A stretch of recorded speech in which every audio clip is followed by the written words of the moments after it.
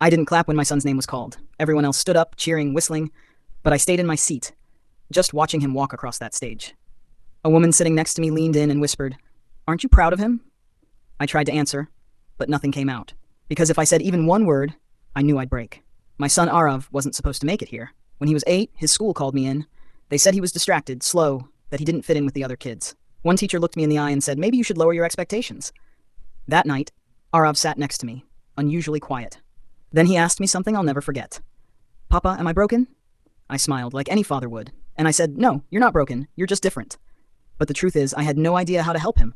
So I did the only thing I could. Every single night after dinner, I sat beside him. No phone, no TV, no distractions, just me and him.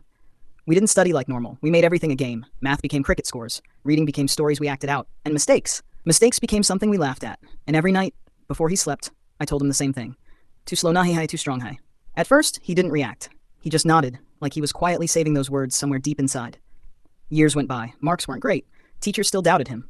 Relatives, even more. But Arav never stopped trying, and I never stopped showing up. Even on days I was exhausted, even when life felt too heavy, I still sat beside him. Because I knew one thing for sure. The day I stop believing in him is the day he stops believing in himself.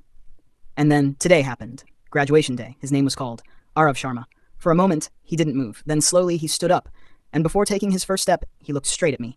Not a big smile, just a small one, the same one he used to give me as a child, like he was saying, "We made it." That's when everyone started clapping. But I couldn't, because all I could see was that little boy sitting on the bed asking me, "Papa, am I broken?"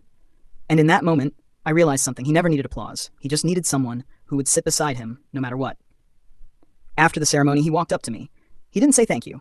Didn't say anything at all. He just placed something in my hands. An old, worn-out notebook. I opened it, and my hands started shaking. Every single page had the same sentence written again. And again. Too slow nahi hai, too strong hai. Hundreds of times. Different handwriting, different years, but the same words. My words. I looked up at him, and before I could say anything, he said softly, "Papa, I wasn't saving your words. I was becoming them." For a second, everything went silent. All those nights, all those small moments, they weren't small at all. They built him. They saved him. And maybe they saved me too. That's when my hands finally came together. For the first time that day, I stood up, looked at my son, and I clapped. Not for his graduation, but for the boy who never gave up on himself.